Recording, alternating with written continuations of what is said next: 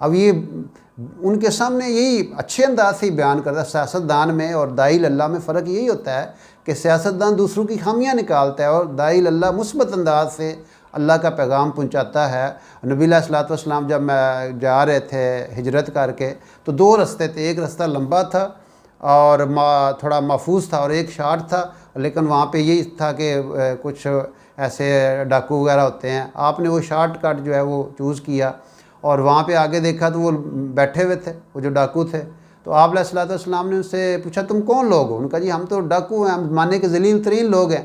तो आप अलैहिस्सलातु वस्सलाम ने फरमाया कि हम तो मुकरमान, कि नहीं नहीं तुम तो बड़ी इज़्ज़त वाले हो, क्योंकि अल्लाह खुद कुरान में कहता है वलक़द कररमना बनी आदम हमलनाहुम फ़िल बर्रि वल बहर, कि हमने आदम के बेटों को बड़ा मर्तबा दिया, बड़ी इकराम बख्शा है।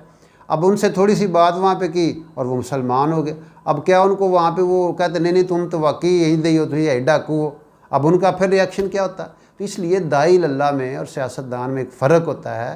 वो दाई मुस्बत चीज़ों को सामने रखता है। नबी अलैहिस्सलातु वस्सलाम ने जब हज़रत खालिद बिन वलीद रज़ियल्लाहु अन्हु को पैगाम भेजा कि इतना समझदार आदमी और अभी तक इस्लाम से दूर, यानी कि उसने वो बंदा जिसने ग़ज़वा उहद में मुसलमानों को नाकाबिल तलाफ़ी नुकसान पहुँचाया था, उसको आप अच्छे अंदाज से बुला रहे हैं। इसलिए तबलीग वाले तो हर जगह जाते हैं। अब उन लोगों में अब वो खुद दावत दे रहे हैं कि आप आएँ हमारे पास, और लाखों नहीं पता नहीं करोड़ों लोगों तक वो मैसेज पहुँचा के आए हैं।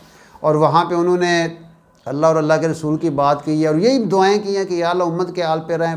और यही दुआएं वो पिछले 30-32 साल से हम सुन रहे हैं, यही दुआएं मांग रही हैं, या अल्लाह इस मुल्क को अच्छे हुक्मरान दे, अच्छे जज दे, अच्छे हुकूमत वाले दे।